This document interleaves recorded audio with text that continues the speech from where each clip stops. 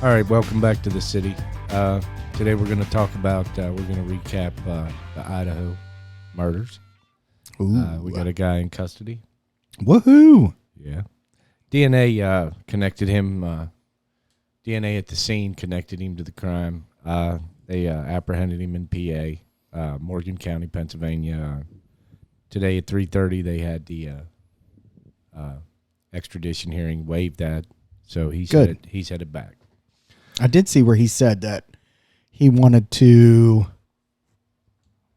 hurry up and get to Idaho so he could exonerate himself. That was the statement that his public defender released.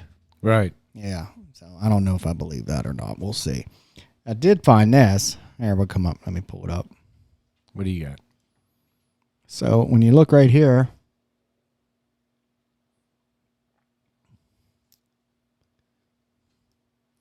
they also reportedly discovered cell phone data, which often showed him in the same location as the victims. I find that pretty interesting. Often. So that would explain the DNA inside the home if he was there often. Yeah, I mean, do you think he knew one of them? He may have knew one of them. I think so too. I know the father is the one that drove the white car back to PA. Oh, he was the driver? Yeah, he flew in, and I think they both drove it back together. They both went back to PA together. I think it was a pre-planned thing. Was it? And they got the car, though, so. That's a good. Well, I mean. Maybe there's some DNA in the car. You know, if there's DNA in the car that matches DNA at the crime scene, I mean. Well, it says right here, which I find kind of comical. Go ahead. The headline of The Guardian. Idaho student killing suspect identified by DNA in public genealogy database. So that means he did Ancestry.com or 23andMe. Yeah, he did a search. Yeah, he swabbed his own little mouth because I did it. I did 23andMe. Yeah. Right? I did it. My dad did it. Right. And then and I did the medical version. So the medical version actually gave me my medical history. Right. And gave me the genes of the diseases that I carry, which is kind of messed up, but yeah, I got you. So that's how they. That's which how they I don't got mind this guy. doing it because I'm not a criminal in any way. Well, yeah, you're not gonna. Yeah, this guy, this dumb fuck here, did one of them. They could tell age and all sorts of things. When you go in, I'm sure it was a mess, Phil. I'm sure the crime scene was an absolute mess. So if it was mixed in with that mess.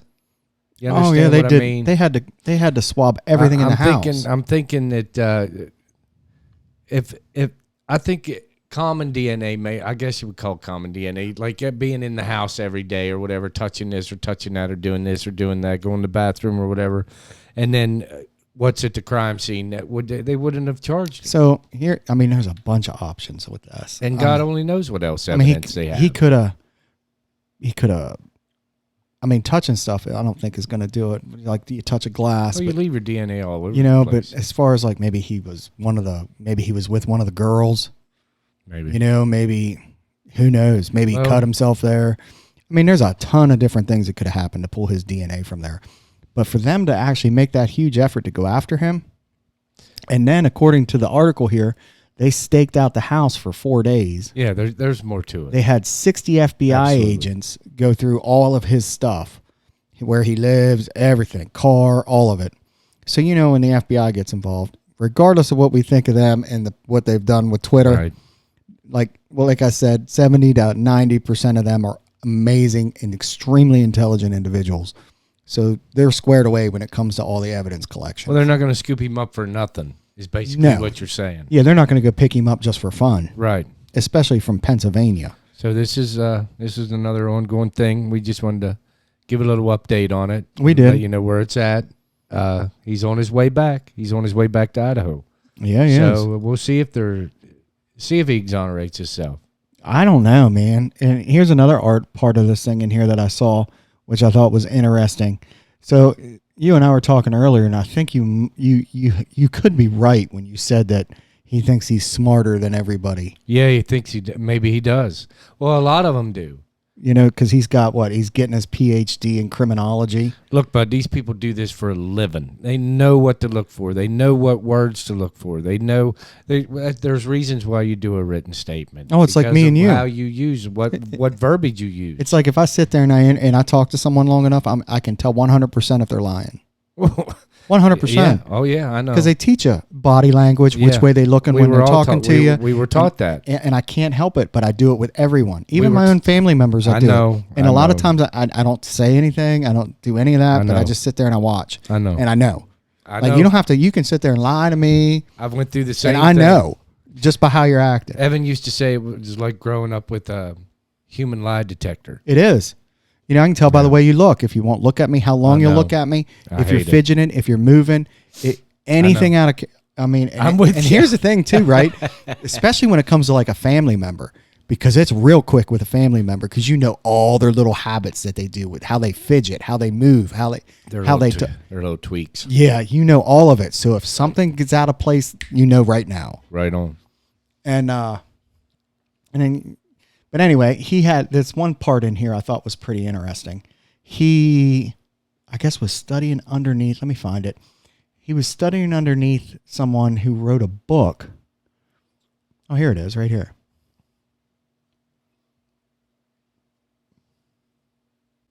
He studied under a forensic psychologist who wrote a book on the so-called BTK, the Strangler, yeah. Yeah, BTK Strangler serial killer. Okay. So you don't know if this guy... I hate to sit there and say that he's guilty when he hasn't been charged, where he hasn't been convicted. And we don't know the evidence, right? All we know is what they let us know. So I don't want to sit there and say the guy's 100% guilty right off the bat. But I will say this. If he...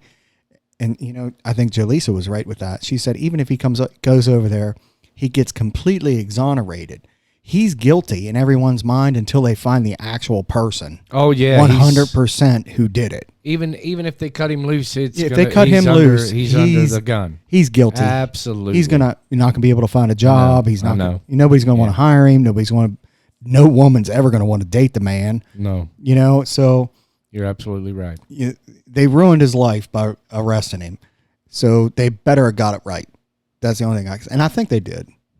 Well, like you said, though, Phil, they wouldn't have brought him in like they have. They wouldn't have been spending the money to bring him back if they didn't have something to go on. And one of the really wild things is that when they arrested him, he said, they quoted him, "Am I the only one you arrested?" Yeah, that's kind of interesting too. So that would mean we discussed that a couple before. Different things. Meaning, am I arrested because I'm associated with them? Am I arrested because there's another person besides me? You know what I mean? A lot of things we talked about earlier. I think we kind of nailed it. Yeah. Because the dude is in good shape. Yeah. You can't be in horrible shape. He's young. He's a college kid. Yeah. Well, and if you think about it, like we said in the last episode we did, you're not going to be in a horrible shape and be able to commit all four of those murders at the same time. You got to be a very top-notch shape to do that. I agree. And you have to kind of know what you're doing. You have to have some skill with it. Right. I agree with you.